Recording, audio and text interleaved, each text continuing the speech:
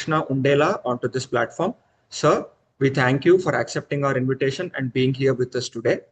I would like to take a small moment to introduce our speaker to all the delegates on this platform. Dr. Krishna Undela is currently working as Assistant Professor at Department of Pharmacy Practice at National Institute of Pharmaceutical Education and Research, NIPER, Guwahati. Apart from that, he is also having many peers to his name. He is also the coordinator of International Society of Pharmacovigilance, South Asian chapter. He is also the coordinator for the ADR Monitoring Center, that is AMC, under Pharmacovigilance Program of India. He is also the coordinator for Bionest Incubation Center and also the principal investigator at Technical Resource Hub. He completed his master's at pharmacy practice at Naipur, Mohali in the year 2012 and obtained his PhD in the year 2019 from JSS Academy of Higher Education and Research. Later, he joined as assistant professor at Naipur, Guwahati. Dr. Undela has extensive experience in conducting various pharmacoepidemiological workshops where he delivered more than 200 lectures regarding regarding aspects like healthcare economics, outcomes research, and also pharmacoepidemiological studies. He received scholarships from International Society of Pharmacoepidemiology, both as a delegate and also as a training session speaker at various places like Australia, China, Japan, Taiwan, Korea, etc.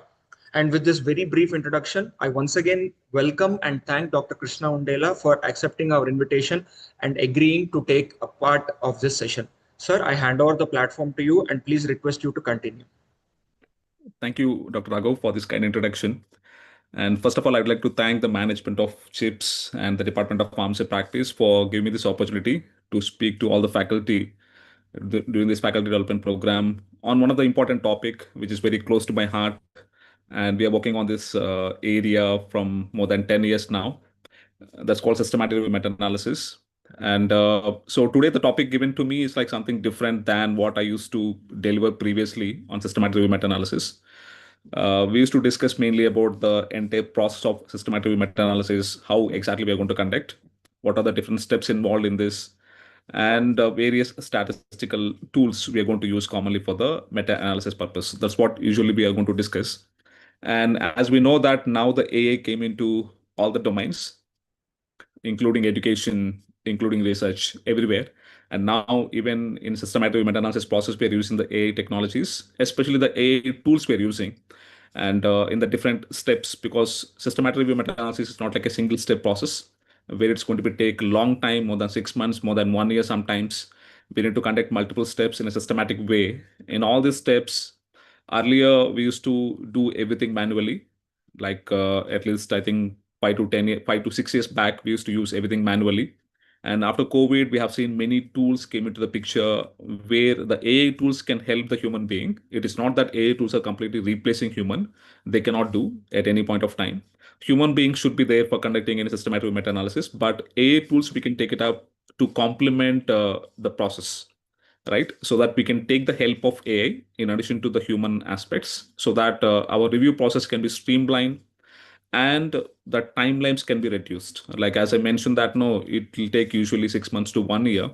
We can reduce the time period for conducting a systematic meta-analysis by taking the help of AI. So that's what we're going to discuss today. I'm not going to showcase you like all the tools, but I can give you an overview of some of the tools, very important tools, what we're using commonly for systematic meta-analysis. And if you're interested further, if you're already involved in the process of conducting systematic meta-analysis, you can start using them so that you can be more familiar, because all these things will come only through the hands-on experience. And today's webinar is mainly about giving you some awareness. The hands-on may not be there, may not be possible.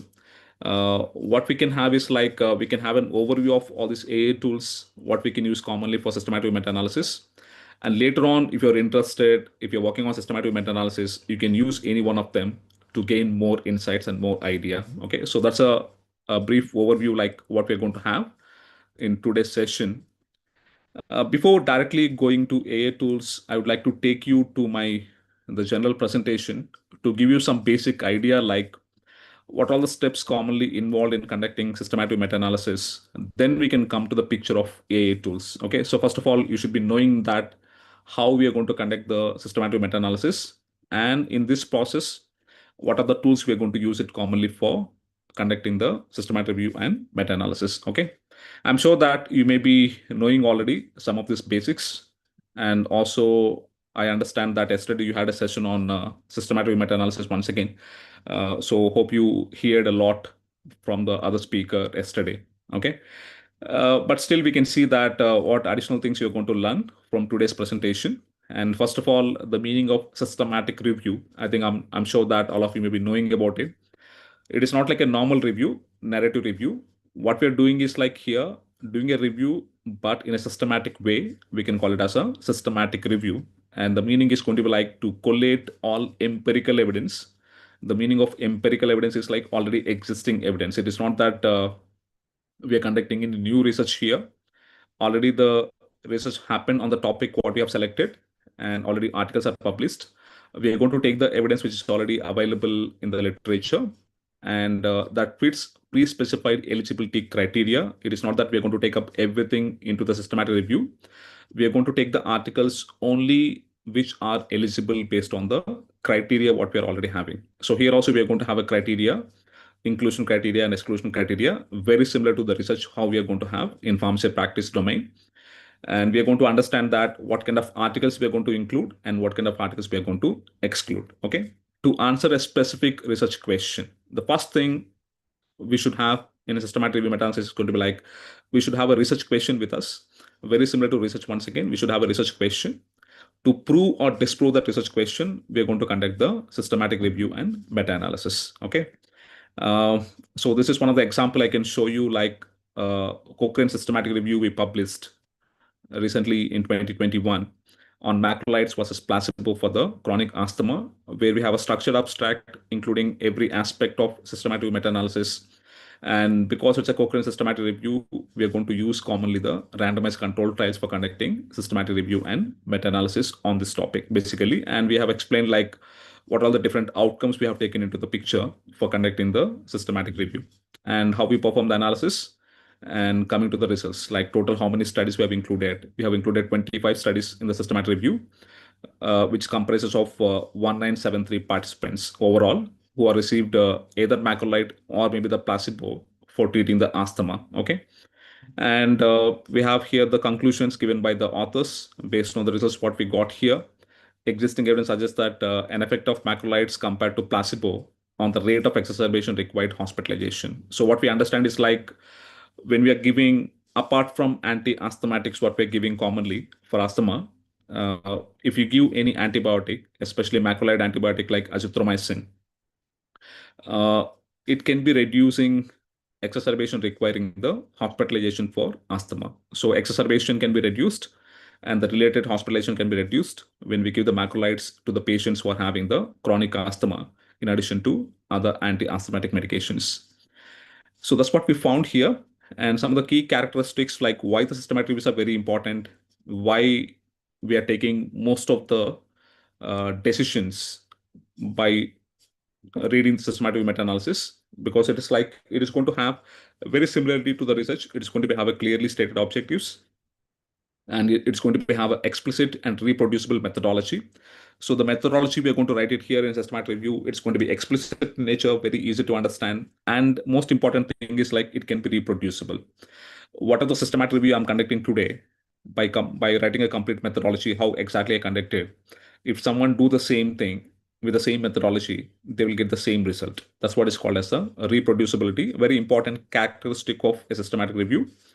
And we are going to have a systematic search, not like a simple search, what we will do for a normal review. We can simply review, we can go through Google Scholar or maybe PubMed, take few articles, and we can write a normal review. It is not like that. If you want to conduct a systematic review, we need to systematically search all the databases for collecting all the articles published on a particular topic. We need to have everything, okay? All the articles published on a particular topic. And also, we are going to assess the validity of the findings. We are going to have a risk of bias assessment for every article what we're going to include. And we are going to understand how much valid the findings are from. from the each and study what we are taking, because it's like, garbage in, garbage out kind of thing. If you're not taking the good quality articles for your systematic review, the outcome of your systematic review may not be that much good enough to take any decision. Okay, so for that reason, we need to take a good quality articles for conducting the systematic review. And finally, we're going to have a systematic presentation as well as conducting the analysis by performing the synthesis. Okay, so these are the objectives, characteristics we're going to have a systematic review. And meta-analysis, I'm sure that you're going to have some idea about it.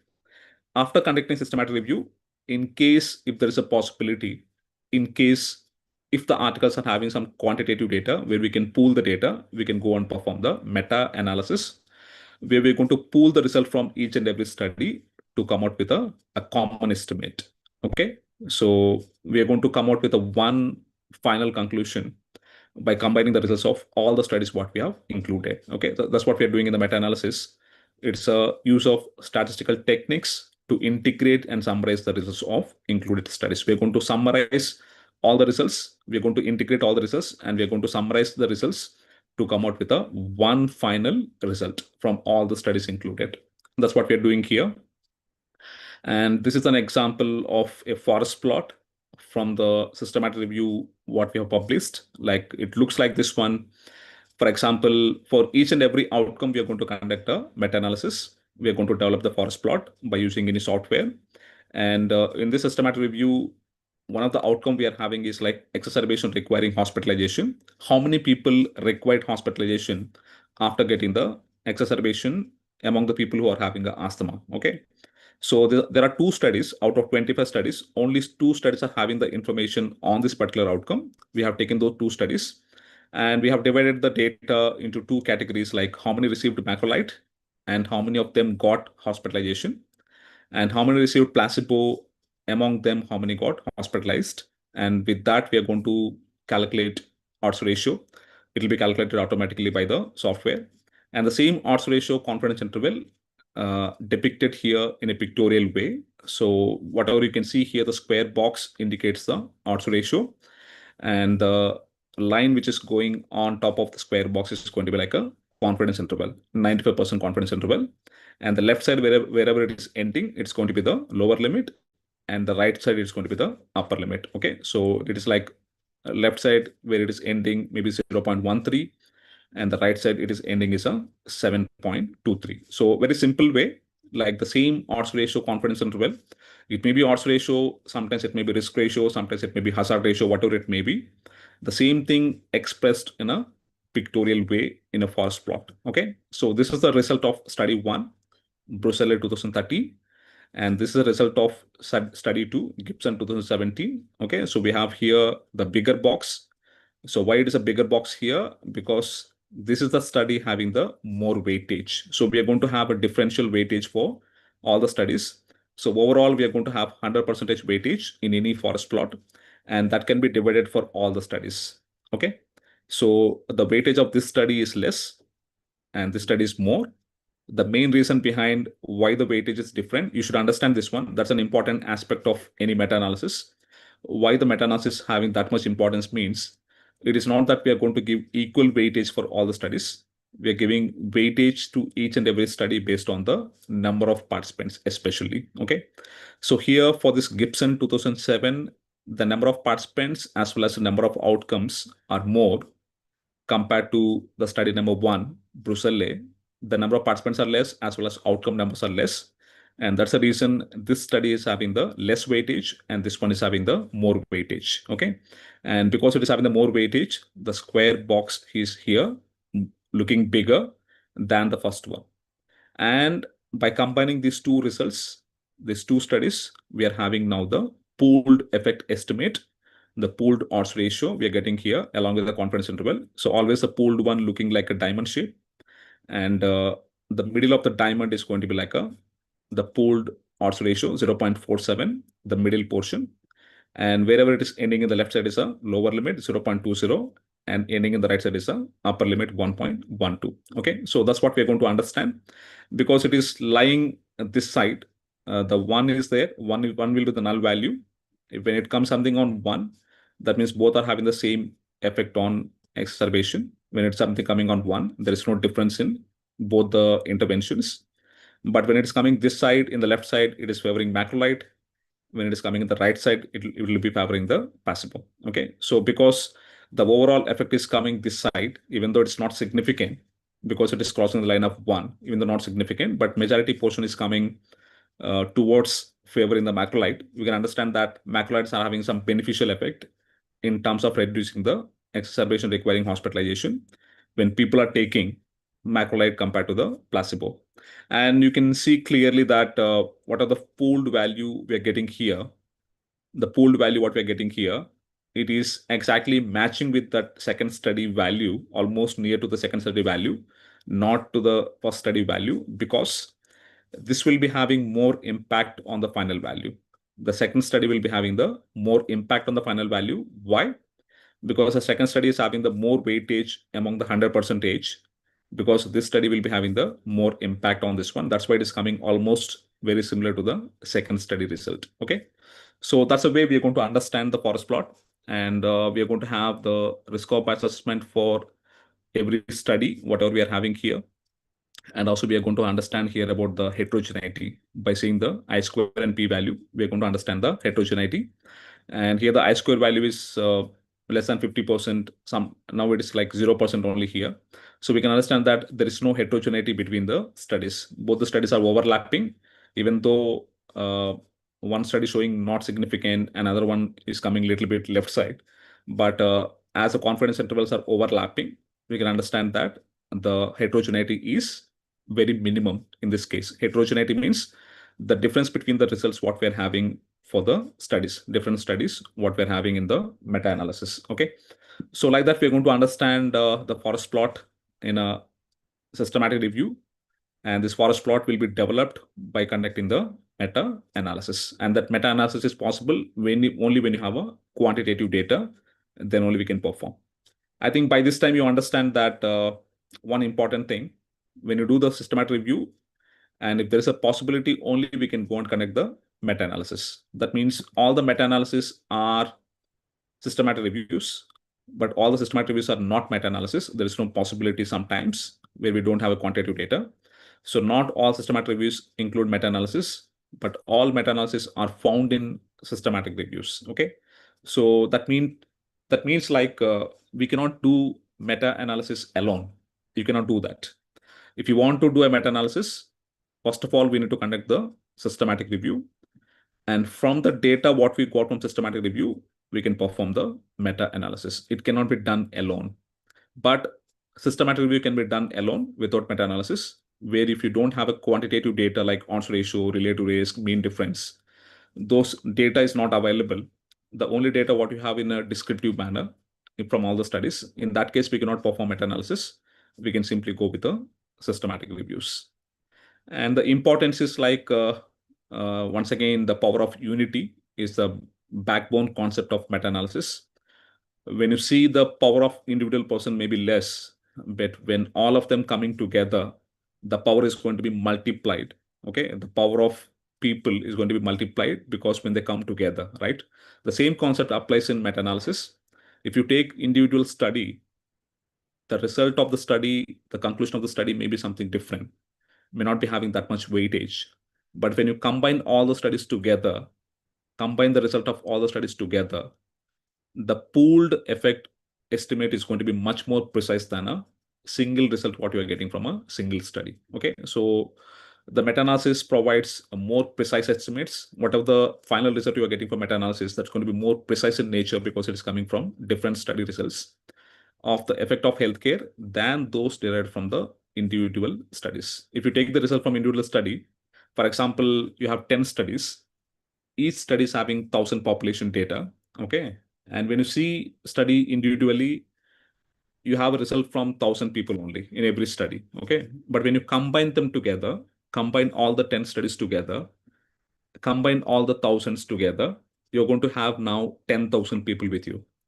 So imagine that the result what you're getting from 10,000 people and the result what you had already from 1,000 people.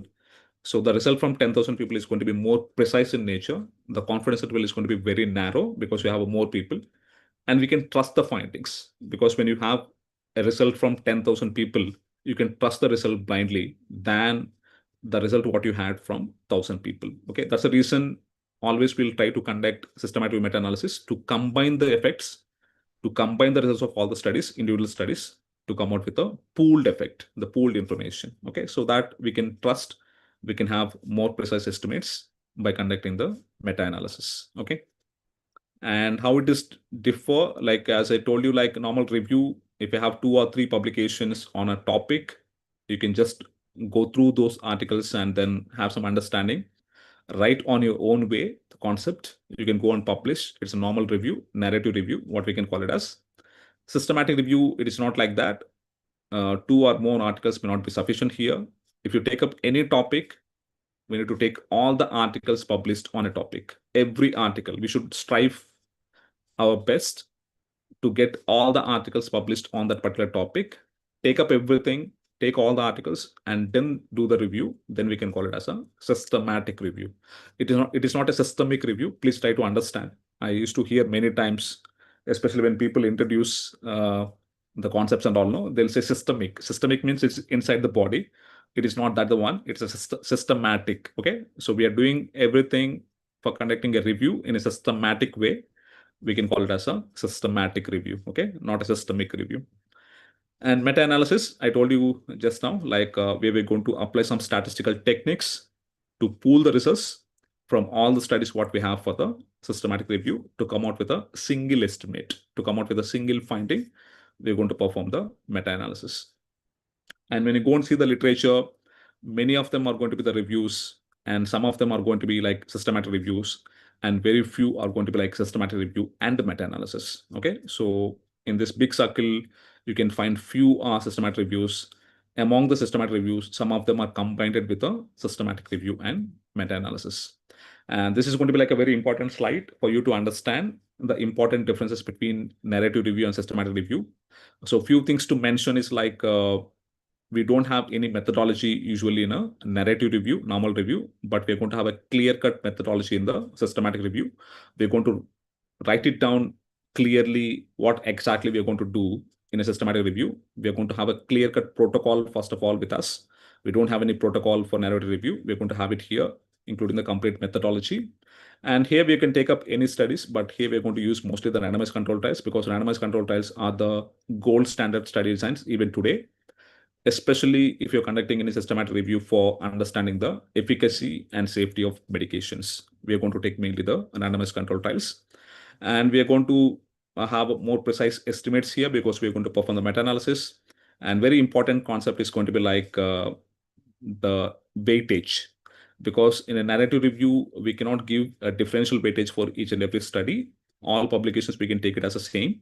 But in a systematic review, we cannot do that. We're going to give a differential weightage.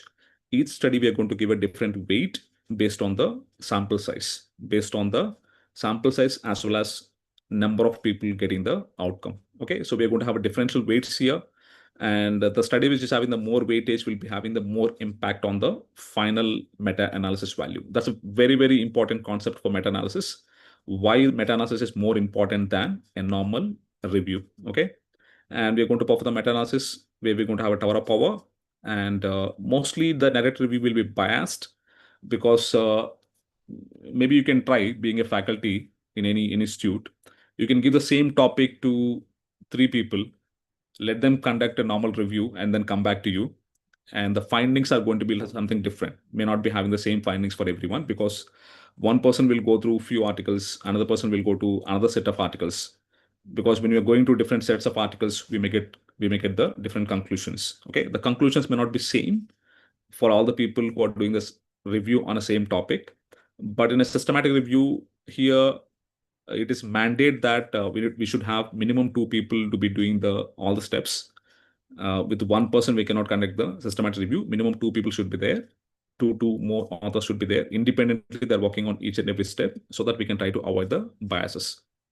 And the findings, whatever we are getting here, can be reproducible. So we can expect that if the people are doing, even though they're doing independently, we can expect that the outcomes will be very same because they're following some procedure, some methodology they're following. They're collecting all the articles so that we can expect that some similarity in all the systematic reviews. And this is an evidence-based medicine pyramid. I'm sure that you have seen this one in the evidence-based medicine subject, where we can see that based on the study design, we can keep them in an order. And in this pyramid, on top of pyramid, we are going to have something called systematic reviews and meta-analysis. So systematic reviews and meta-analysis on top of evidence for taking any healthcare decision making. And that's the reason if you go and see any guidelines which are developed by the standard organizations, maybe American Diabetes Association, American Cardiology Society, okay, ACS. So like that, if you find any guidelines from any organization, majority of the references of these guidelines coming from systematic reviews only, maximum. And especially if you find any Cochrane systematic review, because Cochrane systematic reviews are the standard, gold standard, we can say, among all systematic reviews. And any information coming from Cochrane systematic review can be blindly trusted, basically, because the process what they're going to follow very, very stringent, and they're going to come out with a very good quality systematic reviews. And that's the reason mainly the guidelines will take up the information coming from Cochrane systematic reviews. And below that, we are going to have critically appraised topics on a particular concept, critically appraised individual randomized control trial. And we are going to have randomized control trials here. And below that, we are going to have some observational study designs like cohort study, case control, case series, and all those things. Okay. And the main thing is like we need to understand what all the steps involved in conducting systematic meta-analysis. And once we have, so even before going for these steps, the first thing we should have is we need to have a research question with us. Okay. And once we have a research question, we need to understand, first of all, is it a good research question to conduct a systematic review or meta-analysis? Because finding the topic for systematic review is not that easy. Whenever you think something, it may be new for you. You may be thinking that, no, let me go and conduct a systematic review. But when you go and search once in the PubMed or maybe any other database, you can see many times that the topic, what came into your mind, already systematic review may be existing. Many times it will happen because whenever any topic comes to your mind, it is not that it is new to everyone. Already we have a big competition from China. They'll be doing the systematic review overnight and publishing just like that. So if you take up any topic, I'm sure that most of the times systematic reviews already will be there. If already published a systematic review there on a topic, that to a recent one, there's no meaning in conducting once again. Okay, so we need to first of all validate the topic what we're having. If there is no systematic review published in recent times, we can take up the topic, and then we can further work on it. And how to work on it, once you have the topic, that's only the concept you are having. That concept we need to convert into a complete protocol. So we need to write the protocol first. If there's a possibility, you can go and publish your protocol in a website called Prospero. There's something called Prospero website, and where you can go and register your protocol so that people can see that you're working on the topic, so that there is no competition can come that no, on the topic no other people can work. It is not that they cannot work, they can also work. If you are dragging or if you're taking time to publish it, some other people can come and publish very easily. Okay, so once you register, you need to act very fast and try to finish it as soon as possible and go for publication. Okay, so protocol registration, and then you can go and conduct the systematic review and meta-analysis by using the steps. First of all, we need to identify the studies. And once you identify the studies from different databases, some of them we are going to include and some of them we are going to exclude based on the criteria what we are going to have in the protocol. And then we are going to extract the data from each and every study. And while extracting the data, we can also do something called critical appraisal, nothing but understanding the bias from each and every study. So mainly we are going to use risk of bias 2 tool from Cochrane, especially if you're conducting any systematic review by using the randomized control trials. And finally, we can go and conduct the meta-analysis if there is a possibility. If you have a quantitative data from your studies, we can go and conduct the meta-analysis. Okay, so these are the 4 important steps. And sometimes people will write as like 8 steps or maybe 6 steps. So it can be a different steps in terms of number. The overall process is going to be like this. Okay, for conducting a systematic review and meta-analysis. So as I mentioned to you, like we need to have a methodology first. We need to plan it properly first. And then we can go and search different databases. So searching database is very important for getting the articles on a topic. So as we know that PubMed available freely, we can go and search. And other databases also important to search.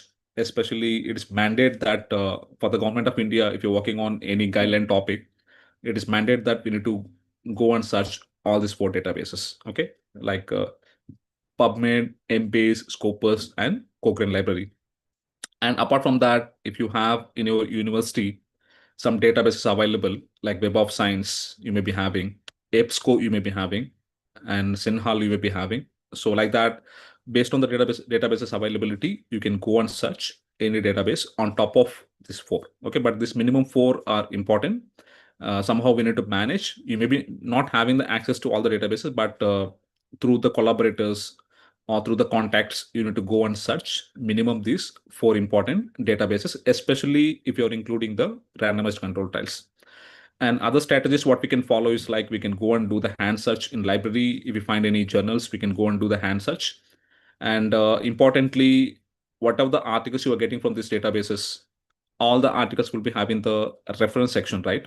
Every article will be having the references. Go and see the references manually and see that you may find some new articles which you did not observe in these databases. You may, sometimes may happen. Okay, go and see the references of all the articles what you have included from these databases. And you can go search in Google as well in general web platform. Not in general Google, you can go and search in the Google Scholar where you can find some articles especially. And if you take up any topic which is very latest in nature, if you feel that no, it's a trendy topic, and there may be some clinical trials going on that particular medication currently, you can go and search some of these clinical trial platforms. So nowadays, it is mandatory to register any clinical trial ongoing in these platforms. So one is like international platform. It's an international clinical trial registry platform maintained by WHO. All the trials which are going on internationally can be registered here. And the clinicaltrial.gov is a one maintaining by US government. And any trial which is going on in US, they must register in the clinicaltrial.gov. And we have something called CTRI in India, Clinical Trial Registry in India. So if any trial which is going on in India, they must register here in CTRI. It's like this, we can go and search some of these platforms where you can find some ongoing clinical trials information. If you have some results available already, which are not published yet, you can include those results also into your systematic review and meta-analysis. So the overall meaning is like, if you take up any topic, we should not have any lacunae in searching the literature, searching databases, and including almost all the articles published on a topic. Somehow we need to manage and try to include the maximum articles possible on particular topic. Okay, so that's what we need to do mainly. And how we are going to start literature search, because literature search is a heart of systematic meta-analysis. The overall findings, the overall outcome of systematic review meta-analysis completely depending upon how you are searching literature. In case if you are interested for systematic meta-analysis, the first thing you should be gaining is going to be like, you should be an expert in searching literature, in different databases like PubMed, Embase, because all the databases are completely different in terms of search. So we should know how to search in these databases. The first thing, the minimum thing you should know is like PubMed. PubMed is very important one. And if you know how to search in PubMed, at least you can go and search similarly the other databases as well. Okay, PubMed search, that to advanced search, not a simple search in PubMed. Advanced search in PubMed is very, very important by using all the Boolean operators and or not, by using truncations. Okay, so by using mesh terms, by using filters. There are so many things to know in PubMed search. You should be knowing each and everything. You should have some expertise in searching literature, and you should have an expertise in framing the search strategy. And then you can go and conduct the systematic review meta-analysis. So that means, I mean to say like, first of all, you should know how to do the literature search, proper search in databases. Then only you can go and conduct the systematic review and meta-analysis. Okay. So imagine that if you have a research question like this, how to go and do the research, how to go and do the search in different databases. For example, in patients with the type 2 diabetes mellitus and established cardiovascular diseases, will empagliflozin, that's called intervention, compared to sitagliptin, that's a comparison, prevent the death from cardiovascular causes? So that's a research question I'm having. If I start giving the empagliflozin when people already having the T2DM as well as cardiovascular diseases, compared to sitagliptin, how this empagliflozin is going to reduce the cardiovascular causes, death from cardiovascular causes. Okay. So if this is a research question, I cannot go and type, I cannot go and copy and paste all these 5 lines into directly PubMed search box. If I do that, I'm not going to get any article. So what we need to do importantly is like, whenever you have any research question like this, we need to identify some important keywords from this entire research question. Those keywords we need to keep in the search, not the entire research question we are going to keep in the search box. From this research question, we are going to identify some keywords, and only the keywords we are going to keep it for literature search. And how we are going to generate keywords from the research question is going to be like, it is based on the PICO model.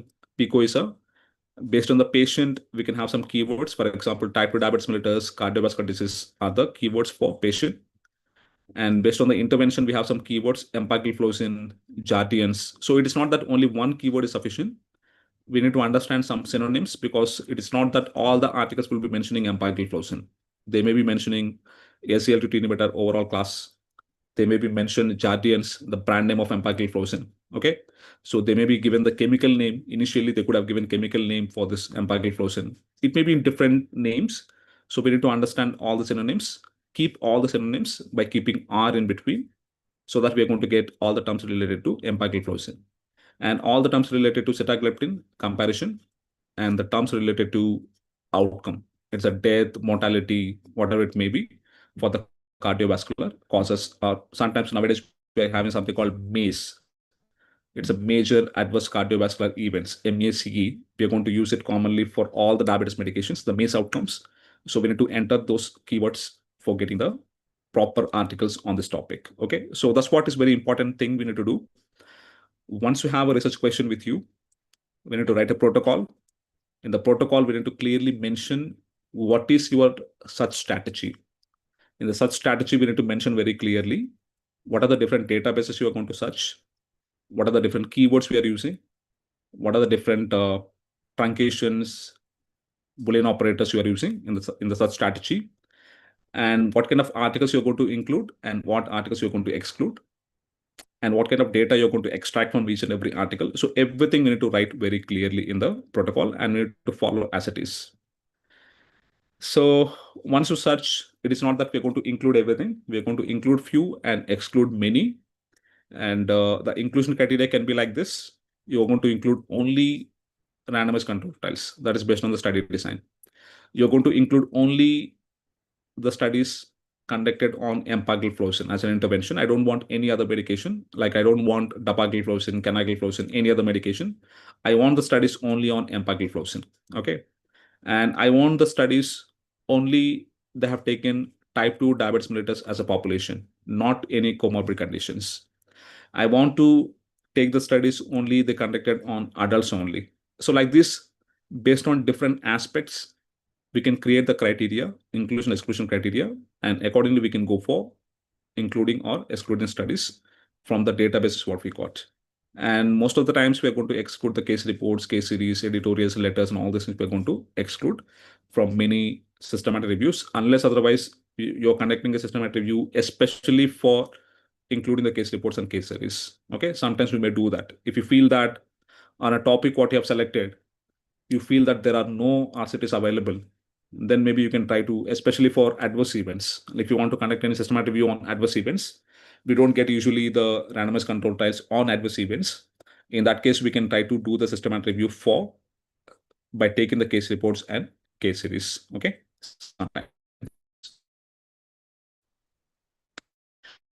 So this is what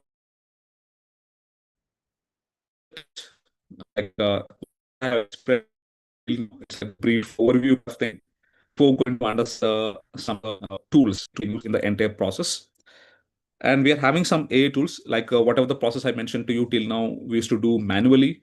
And now in the last 4 or 5 years, we're having some tools available with us where no, we can fasten up the process. And whatever the such strategy, after doing the such strategy, and we are having the articles from different databases. Okay. So when you have the articles from different databases, there may be some duplicates will be there. Like same article available in Embase also, PubMed also. I don't want from different article, same article from different databases. I want only one time. So that means I need to eliminate the duplicates. To eliminate the duplicates, I need to understand what are the duplicates first. If you're doing that manually, it'll take a lot of time, right? So, and further is going to be like the primary screening. So in the screening process, we're going to have two types: primary screening and secondary screening. The primary screening means we are going to screen all the articles first of all based on the title and abstract. That's a primary screening, the first one. So we are going to see that first of all, we are going to see every article, title, and abstract. If you feel that it is a relevant article for your systematic review, we're going to include for the secondary screening. If you feel that based on the title and abstract, if you feel that no, it is not suitable for you, it is not relevant for your systematic review, we can exclude that one. Okay, so that's a primary screening.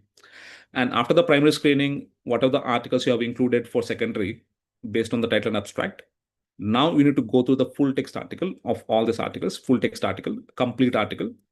Then once again, you can try to see that among all the full text articles, what you read, how many are still relevant for your systematic review. We can include those, and other articles we are going to exclude. Okay, so this is a process, we can say, like a screening process. Once you get the articles from all the databases, we need to screen thoroughly to see that what are the articles which are eligible for your systematic review. It's a very big process, and we need to do that minimum 2 people, the screening process, independently. And finally, if you find any conflicts, for example, I kept for one article to be included for secondary screening, but another person, my co-author, he mentioned that no, that can be excluded. So there's a conflict here. I mentioned included, he mentioned excluded, right?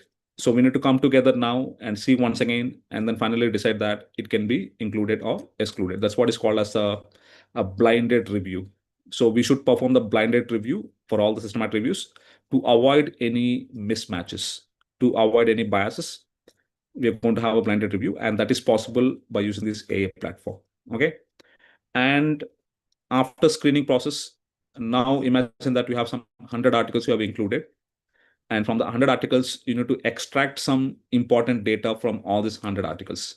Important data means what is the study design, where it was conducted, how many people included, how many received intervention, how many received control. Among the people who received intervention, how many got outcome? Among the people who received control, how many got the outcome?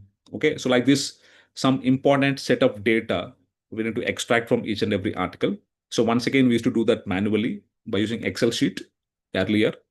But now, once again, we're having these AI tools where we can take the support of AI for extracting some very important basic information. Okay, so it can read the article, AI can read the article and give me some information from each and every article. That's what is called as a data extraction process. So till the data extraction process, we are using mainly AI tools.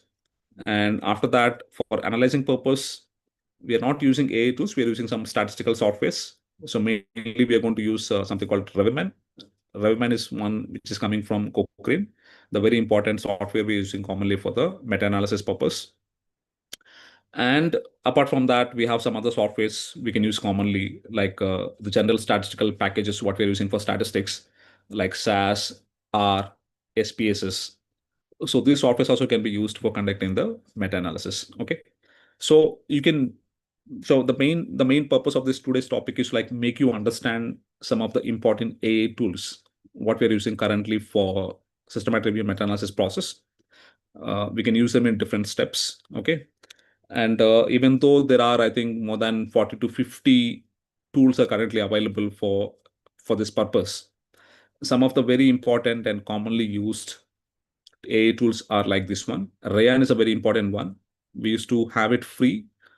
Anyone can use it freely, but only few options currently available free. If you want to use more options, we need to have a subscription.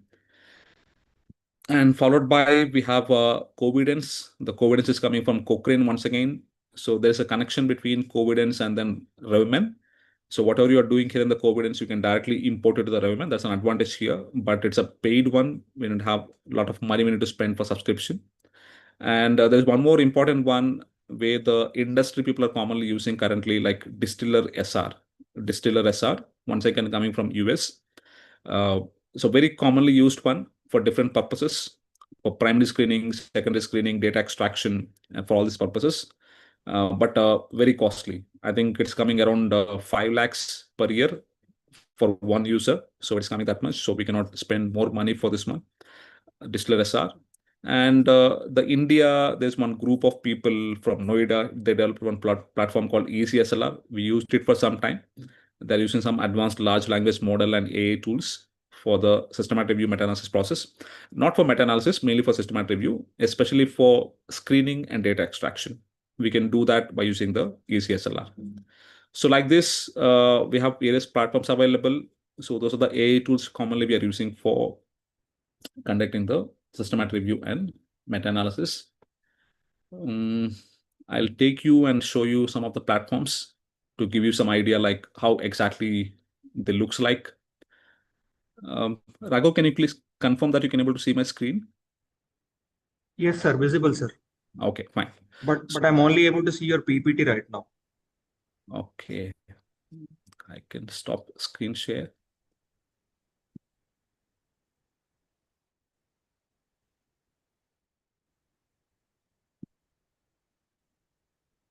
See my Rayan platform now?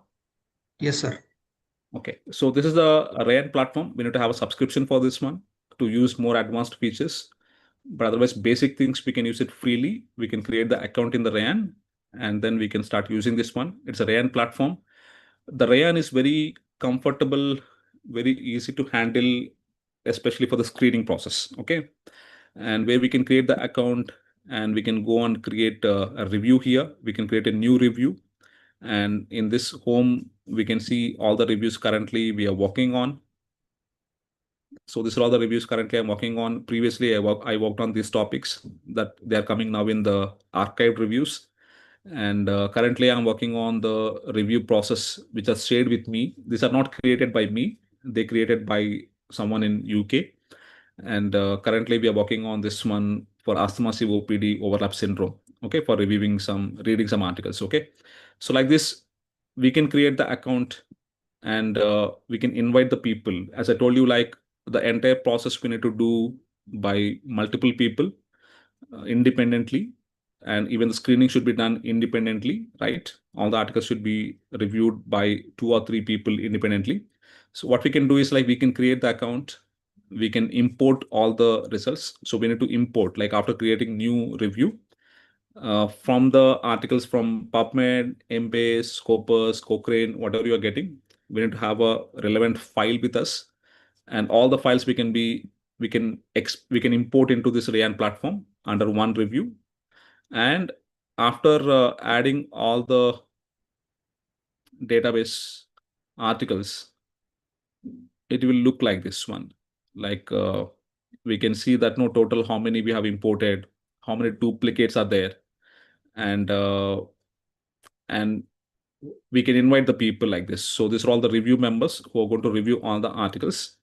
And this is the criteria. So we can mention very clearly here, inclusion criteria and exclusion criteria. So based on this criteria, we are going to read each and every article and then finally say that review data. For example, if we see this review data, it looks like this one. So these are all the articles we are having here, all the references. We can go one by one and then finally decide that it can be included or excluded. So we can have a screening process. So in the screening, you can see that. So here I have screened everything. So that's why it's not showing any article. But if you're not started the screening process, you can click one by one article and where you can go and read the title and abstract. Then you can say it can be included or excluded. So it is like this. So when you go through, when you click on any one result, any one reference, you can see here automatically all the information, the title of the study, the abstract, and all other information what you are having here. And finally, you can create a label here. It can be included or excluded. Okay. So here the options are not showing because I already reviewed it. That's why it's not showing. And otherwise, if you have a fresh review with us, you can see all the options. And it can be done by multiple people at a time. And when all the people finish, and finally you can see that how many duplicates are there and how many conflicts are there, and we can try to resolve all those things. Okay. So for example, these are all the 6 studies where the conflicts were there. Some people say that to be included, some people say that not to be included. And now all the people can come for a meeting.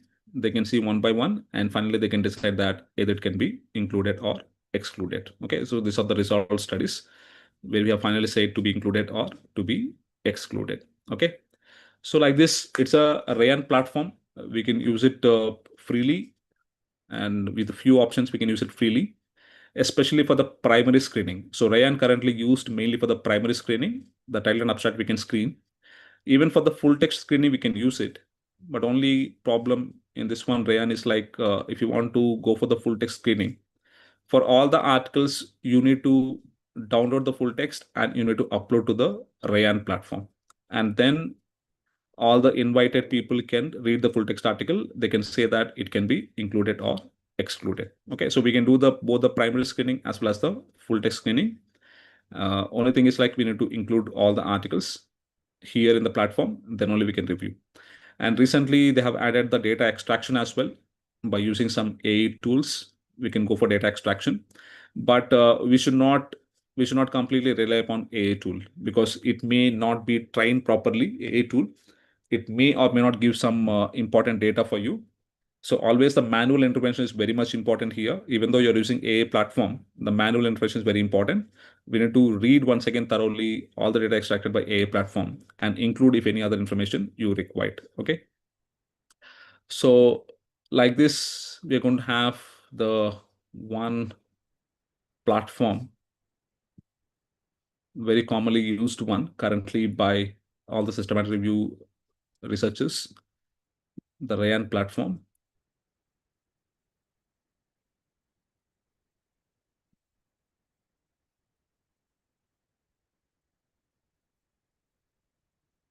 And the other one is like Covidence. I shown you like Covidence. It is mainly coming from the systematic review, Cochrane review group, and world's #1 systematic review tool. That's what they quoted. Very good one, and importantly, it is connected with the Reviman directly. So we can we can use this Covidence mainly for the importing all the results, removal of duplications, primary screening, secondary screening, data extraction. And what are the data you have extracted? If you want to perform the analysis directly, you don't need to download once again the data and then upload to Reviman. You can directly shift the data, whatever you are having in the Covidence, to the review manager. And in the review manager, you can perform all the analysis. Okay, that's an advantage of using Covidence AI tool for conducting the systematic review and meta-analysis. But only thing is like it's costly. So we alone individually we cannot purchase this one unless otherwise it's an organization generating some revenue from the systematic reviews. We cannot go for it, but it's one of the important tool people are using currently for conducting the systematic review and meta-analysis. And the other one is like Distiller SR. We tried procuring this one, but it found to be very costly. We cannot use it just like that, but very, very good platform. That's what I hear. That's what the feedback I'm having. So these are all the things we can do it by using this AI platform called Distiller SR. We can import all the search results. We can screen. We can go for the full text review, data extraction, and in apart from the data extraction, I think I understand that we can also do the critical appraisal here, in the sense like we can use even the risk of bias 2 tool. Even in the Covidence also we are having that option. We can directly use the risk of bias 2 tool for the critical appraisal purpose and then for reporting purpose. Okay, reporting means we can write the report from the information whatever we are having. Okay, so this is the platforms looks like, and these are all the highlights whatever you can see here that is generated by AI. So for AI, we're going to give, uh, for example, now screening anyway, duplicates anyway, it's going to be identified based on the title abstract and all those things. And data extraction, especially, we are going to develop one template and give it to AI platform, this platform. So I want the information in this template. I want to understand who is who is the first author last name, in which journal it is published, in which year it is published, and what is the title of the study, full title, and maybe we can try to understand what is the study design mainly they have used, and in which country they have conducted the study, and maybe we can try to say that, no, what is the intervention given, what is the comparator given, and how much follow-up done for the overall study, and how many given intervention, how many given placebo, how many got the outcome, and how many don't get the outcome. So all that information, the standard template we can provide to the AI platform, that will extract the data from each and every article and provide to us. So now in the same platform, we have the extracted data from all the studies. Earlier, we should do the same thing by using Excel sheet manually. So manually, we used to go through every article and extract all that information to Excel sheet. But now we don't need to do that. Once you upload the full text article to this platform, okay, so it will automatically go through the article and completely extract the information and give it to us. But I'm telling you again, we should not completely rely on this one. Once again, manually, we need to go through, cross check all the information, whatever it's extracted, and then see that if any information is missing, we can try to add that one. And all this, in all these platforms, the common problem at present we are facing is like, it can extract the data very clearly if it is available in the plain text of the article, but it's not going to extract the data from the figures, tables. From there, it is not going to extract the clear information. For example, in any article, the result is available only in the figure. In the figure format, it's available. From there, it's not going to extract the data. In that case, we need to go through manually and extract the data what we require. Okay, so what we are doing currently is like, as I told you, like minimum 2 people required for doing all the things. And now what we are doing is like, we are taking AI as one person and myself as a second person. Okay, so AI is my companion and I am there as a human being.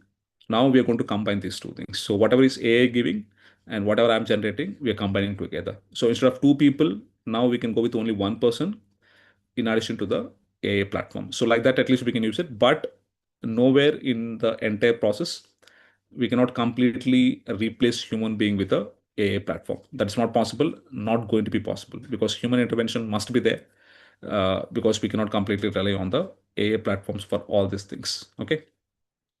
So that's about Distiller SR, one more platform. At least what I can say to you, all of you, even though you're not having an access, but all these platforms are clearly explained in their YouTube channels. So all are having the YouTube channels. If you want to understand further, you can go and watch the videos of all these platforms. You can get more insights and more ideas how exactly we can use these AI platforms. Okay.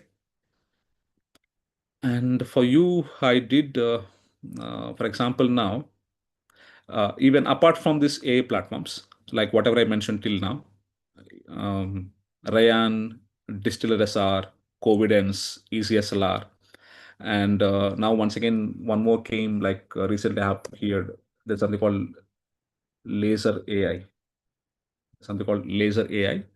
Once again, a new platform developed for systematic review meta-analysis. And here I understand that compared to Ryan, uh, these systematic reviews, like this tool will help us. We don't need to download the full text and then upload once again. It will automatically take the full text from the sources where it is available. That's what I understand. It will take even the full text article directly and keep in this platform.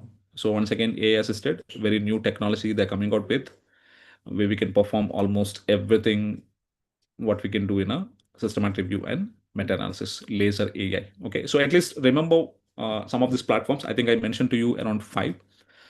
Remember these platforms and try to learn more if you are conducting any systematic review and meta-analysis.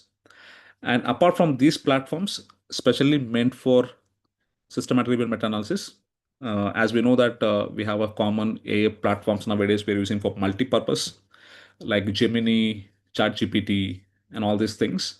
And these things also we can use it for systematic review purpose, especially for getting some keywords. What I did in the morning is like I asked this Gemini platform to develop the such strategy for a systematic review question below. And the question I was asking is like recently we have seen that no so much of buzz was going on this aspect. Use of paracetamol during pregnancy can cause autism spectrum disorder. So I think 2 3 weeks back, some alerts came that no, the pregnant women when they're using paracetamol, the babies are getting the effect of autism spectrum disorder. But anyway, after that, no, World Health Organization, EMA, ISOP, they're all proved that they all given that information that no, it's not true. Paracetamol can be used still as a safe medication during the pregnancy. There's no relation with the autism spectrum disorder. Okay. So if you want to conduct any systematic review on this topic, because it's a currently buzzing topic, okay. If you want to conduct any systematic review on this topic, I'm sure that already many are there. I just saw that no many systematic reviews already there. No need to connect once again. For example, if you want to conduct any systematic review on this topic, so what we can do, how we can use this AA platform, we can ask the AA platform, even though we are having some idea on different keywords what we can use it for this research question, but still we can ask AA platform, it can suggest maybe few more keywords what we can use it for the literature search.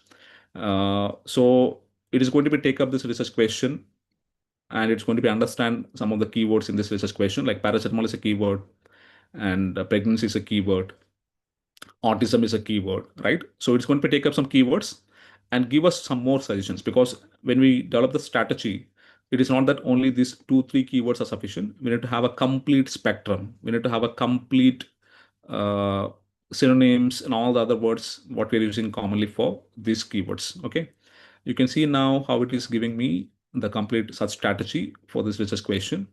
These are the things I told you which are very important in the literature search, especially in PubMed. We are going to have something called mesh. Mesh means medical subject headings, and we are going to use some Boolean operators like and or not, and we are going to use some truncations like star mark. We are going to use it. So like this, we are going to use different uh,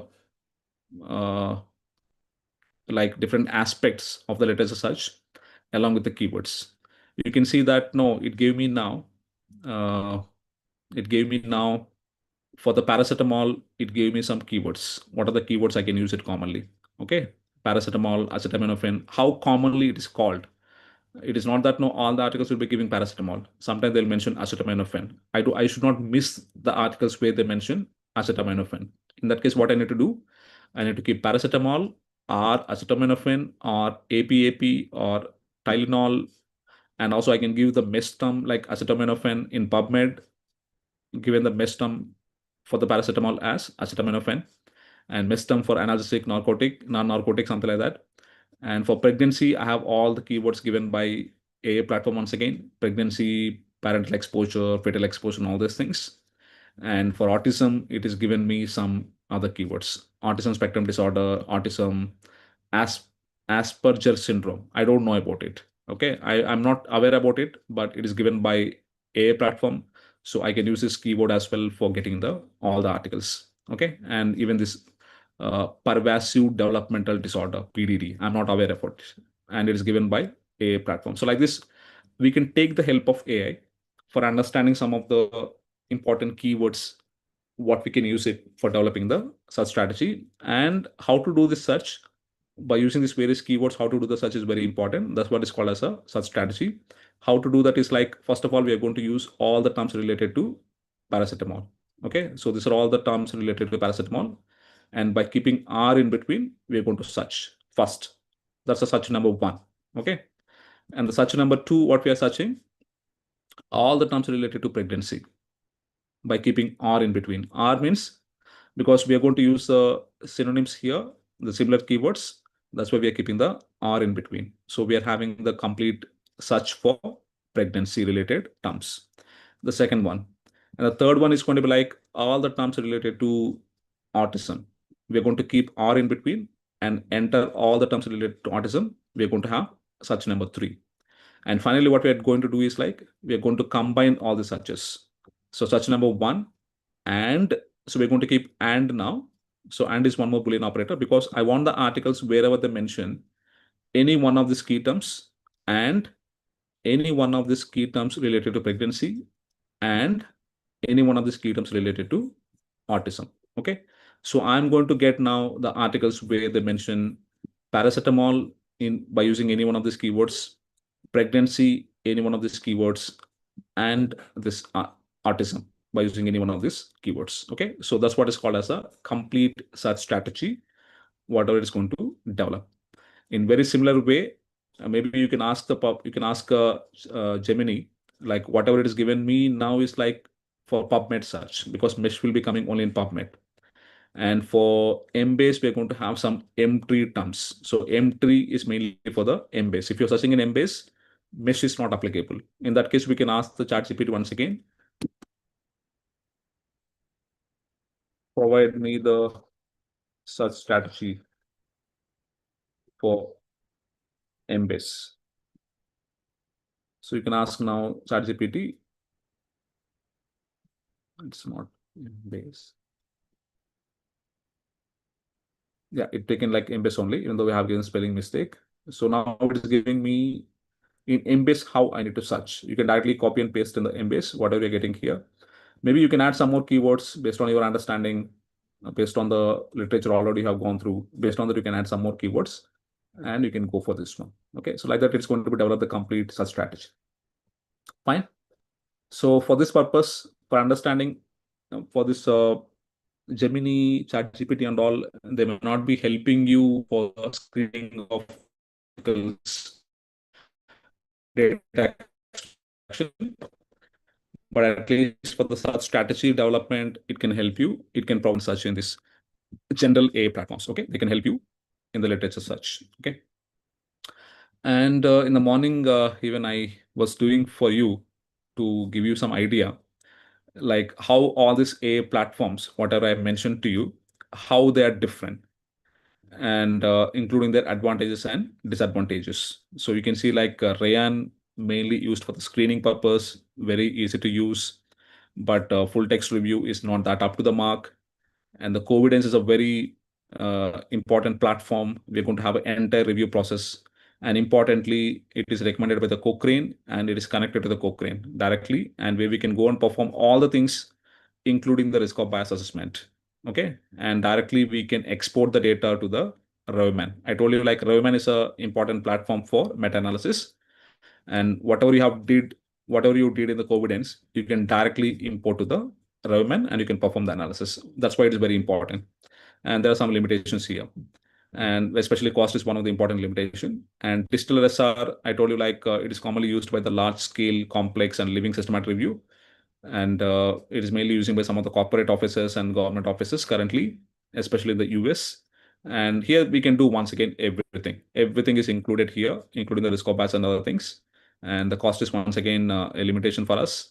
And the laser AI is a new tool developing by the people now, and where we have a strong AI features are there once again, and even including the built-in Prisma module. So Prisma is one of the important guidelines for conducting the systematic meta-analysis. We need to follow those guidelines, and it is going to be generate the things based on the Prisma modules and support the team collaboration. So we can have a team can work in the laser AI. And the ECSLR, Indian one, developing by the Indian researchers.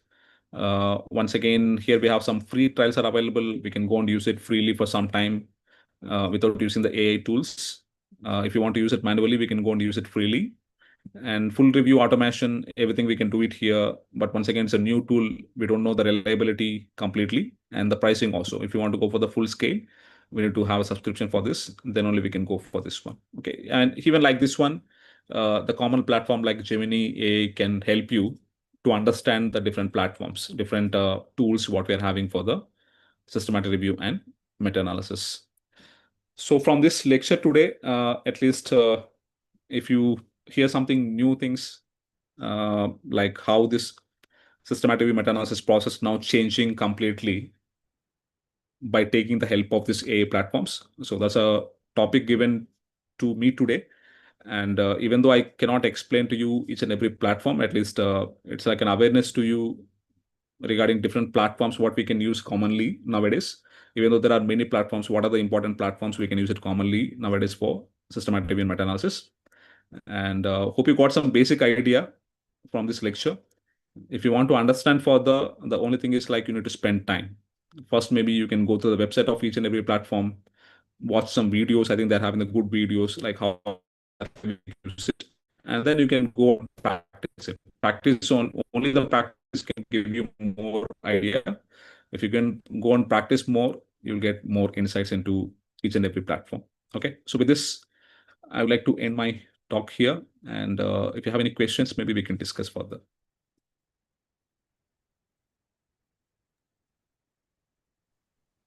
Thank you, sir. Thank you for introducing these AI platforms to us. As you said, I think some of our delegates got some information regarding the tools that are used for the conduction of systematic reviews and meta-analysis. Uh, Before I get any questions from the delegates or the participants, I myself have one or two questions for you. Please, One Raghav. thing that one thing that I observed when you showed us your Rayon or Rayon, I'm sorry how to pronounce that. So the platform that you showed actually contained a lot of articles that matched your PICO criteria or that matched your research question.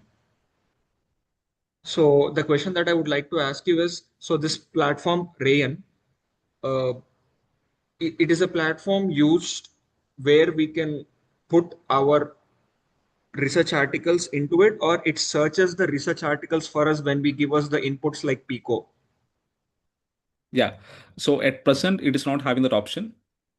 We cannot search the literature through the Rayan, not possible. One thing what we need to do is like we need to search all the databases individually from our end. Like PubMed, we are going to search and download the CSV file. So from option is there from PubMed, we can download the CSV file after searching the literature. And like that, we can download the CSV file from all the databases like Embase, Scopus, Cochrane, wherever possible, wherever we have an access, we can download all the CSV files. And those CSV files we need to upload back to the Rayan. Then it will have a complete data of all the articles. Otherwise, at present, through the Rayan, we cannot do any search. There is no possibility. Okay, so we need to do the search manually by ourselves, and once we get this CSV files, then the Rayon accept this CSV files. Yes, yes, yes. We need to upload back to the CS, Rayan. And the same thing, we need to do it for the full text articles also. In case like after primary screening, you got to know that no, there are 100 articles, you need to do the full text screening by multiple people, maybe from different countries. Now, Rayan platform is very convenient for us because we are doing one systematic review by multiple people from different countries. And we no need to share no all the information through mails and other communications. We can just simply upload everything in the Rayan, and any person anywhere in the world, they can directly see what is assigned to them. They can review all those articles and they can give their decisions, either to be included, excluded, maybe. Okay, so they can give that, and all the people can come to the meeting and then they can decide finally that no, what are the articles we're going to include.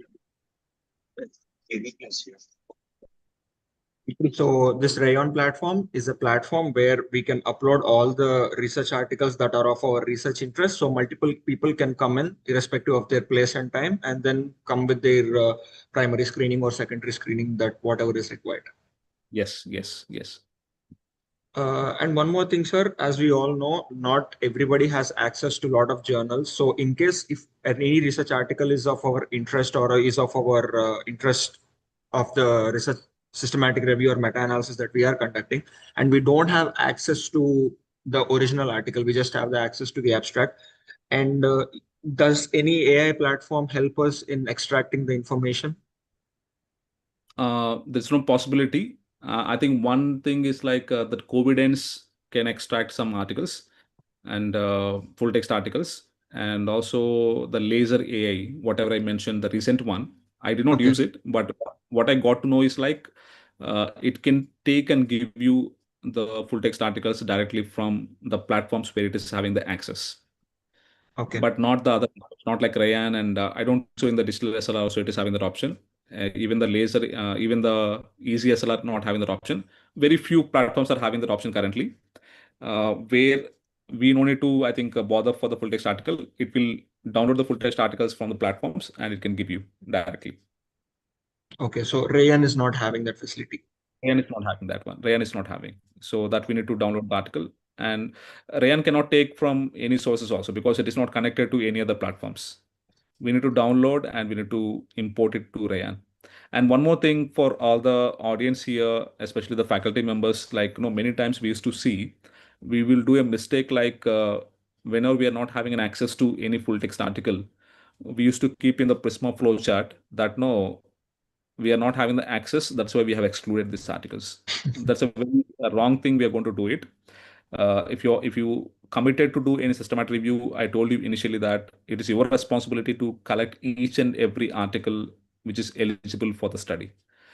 You need to manage somehow through your contacts, or maybe nowadays no Indian government giving the subscription like one nation one subscription. It is available in government institutes.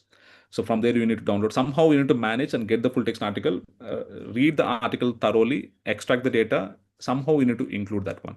So there is no exclusion criteria like you did not get the full text article.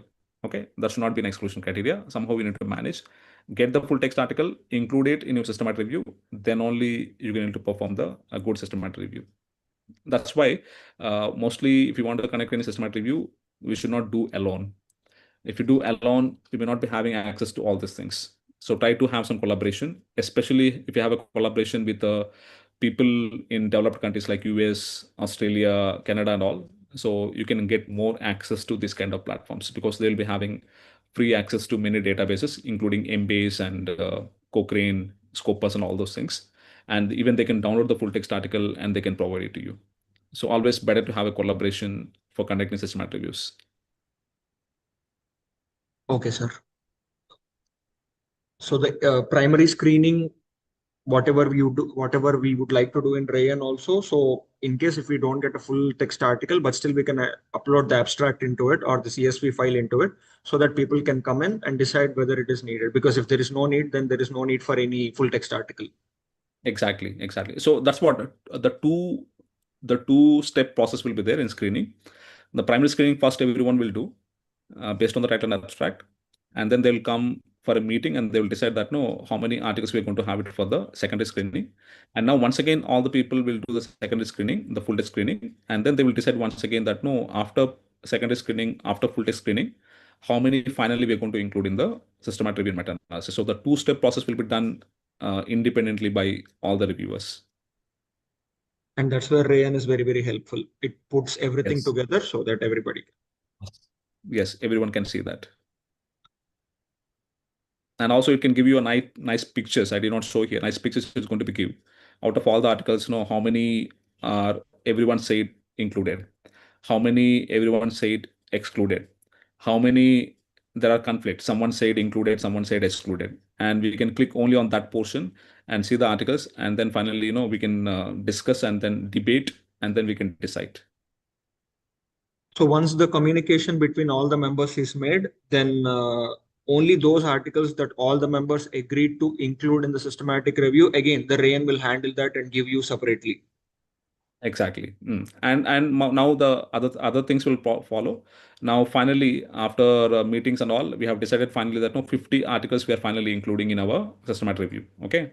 And for all the 50 articles, we're already having the full text available in the Rayan only. Now in the Rayan, there's one more option for data extraction.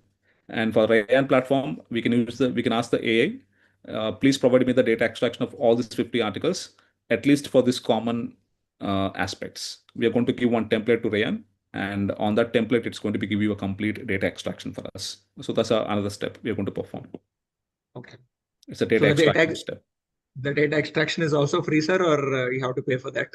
We need to pay. We need to pay money. Now for Rayan, we need to pay money for Okay. the data extraction. Now it's like like all other platforms only. Initially, they were giving everything free, and now slowly they're moving few things into a paid versions. So where they can also gain money. Okay. And probably the last question that I want to ask, it may deviate a little from the topic exactly because the topic for today is the use of artificial intelligence in systematic reviews and meta-analysis.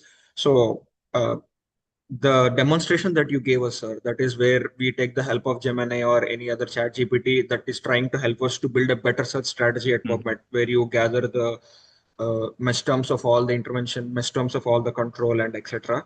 So So what exactly do you think the role of AI is? So if we start training students or faculty where people start to use ChatGPT and Gemini just for the basic search development also, do you really think that that is helping them or that is reducing their workload or actually making them forget the basics of data extraction also? Yeah, no, especially for the using AI tools is like no, use it because no, when new applications are coming up, we need to use it for the better purpose. That's but I'm also quoting that every time. No, even though you're using AI platform, we need to use our own intellectual, like our own no, things, our own expertise, especially because whatever the such strategy we got from Gemini, that's not the final one. Even Gemini could have missed so many things. Uh, like Gemini, we are using like it don't one thing I suggest is like even for the students also don't directly use platform in the initial stages, AI platform and all. Use like your intellectual first and then develop the such strategy. Then ask the AI that if anything you missed, that may be information you can take it from AI. Okay, don't start directly with the AI. Start your own things. What we used to do manually previously, do that. Develop the strategy first from your own because no developing strategy we should have some basic understanding on the topic. At least as a student no, we should know that acetaminophen is a synonym for paracetamol.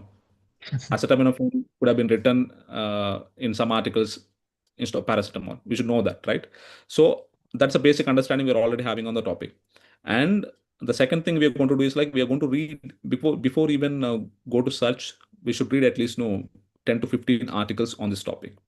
When you read 10 to 15 articles on this topic, then you'll know more about this topic. You may understand, okay, this how maybe they could have written in the article. Maybe this terminology they could have written in the article. And we'll get more idea. And from there, we're going to take some more keywords. So we know some keywords already based on our understanding on the topic. We're going to take some more keywords from the reading what we did from the articles, second one. And the third one, we can depending upon a platform. So now maybe even after this one, we could have missed some keywords. We can ask AI, maybe AI can give you some more keywords which you did not know. Maybe we could have included in the such strategy. We can take the AI help, we can use it. So like that, we can take only the support from AI, not completely replacing our intellectual with a AI intellectual. Okay, we should not do that. Thank you, sir. The reason why I asked this question was I hope you must also be aware that all the national education policies in different education fields are trying to incorporate the subject of artificial intelligence into every other syllabus. So the Everywhere. way Yeah. forward, the way forward, like how are we using artificial intelligence, especially in academics, plays a very important role in the future. Whether are we completely relying on it or we are just using it as a helper to the initial understanding that we have. Yeah, that's what we need to use it carefully. As you mentioned, no, it's very right. Now everywhere AI is coming, we should use it very carefully. Uh, we should not take it as a replacement also, and we should not completely rely on AI also. Both the things are there, and we should take it as a supporter for us. Even in the systematic meta-analysis, we should take AI only for as a supporting a human, not like completely replacing the human. That's not possible because our human intellectual should be there in any case. Yes, sir. The last one to finish off, sir. Very quickly, sir. How can one get access to Revman in case if they want to conduct any systematic review or meta-analysis? Is it available So freely or is it downloaded? yeah, Rayan, the basic features are free now at present. We can just go and create an account by using our Gmail account, and then Sorry, we sir. can It's start not using Rayan, Revman. Revman. Okay, okay. So Revman, actually earlier it was free. We used to download it freely from the Cochrane website. Yes, sir. Uh, the desktop version we used to have, but now the desktop version is completely stopped. They're not updating it. If you are having the previous desktop version, you can keep using it, not an issue. But if you want to use the latest review manager, it's only now available as a web platform. We need to now have a subscription for this one. It's coming as a yearly subscription. I think around 100 euros it is coming. Maybe approximately €1. I think approximately coming around 10,000. So Okay, sir. 10,000 rupees we need to spend every year and get the subscription, and then we can use the review manager currently. So currently it's only web version. And that's why they keep on adding the features, and now many things are coming up. Even AI now came into review manager. For example, based on your data, it can suggest you that are you using a right statistic or not, like including fixed effect model, random effect model, and even this within this fixed effect random effect model, there are some other things for publication bias, heterogeneity. Are you using a right method or not? It will automatically detect and tell you, give you some idea. So like this AI came in even the review manager now, but it's a paid version. Now it's become paid completely. Okay. Okay, then. So once again, sir, thank you so much for taking out your time out of your schedule and spending this valuable 1.5 an hour with us. I hope all the delegates had a very good introduction session, at least about the different types of AI tools and how we can incorporate them into our research, especially if you are doing systematic review and meta-analysis. Once again, on behalf of our institute and our department, we thank our speaker for being here today with us. And I also thank all the delegates for being here on this platform. And I expect you all tomorrow at same time, 11 a.m. for the last session of this 1 week faculty development program. With this, we leave the session. Thank you all. Thank you once again. From audience, any questions directly? Maybe they can unmute and they can ask if they have any questions. We were asked to type them in the chat box, but we did not get any. So, Okay, fine, no problem. any. If any further Okay. questions, maybe they can unmute. Otherwise, maybe they can also approach me like through my mail ID. I can try to reply back to them. So, any delegates, if you have any questions, you can put it in your chat box or you can put it in the WhatsApp group that we created for everybody of you so that your questions will be communicated to the speaker. Sure. Thank you, everyone. Thank you for your patience listening. Thank you. Thank you. Here we are ending the session and we'll all meet tomorrow, 11 a.m. in the morning. Thank you.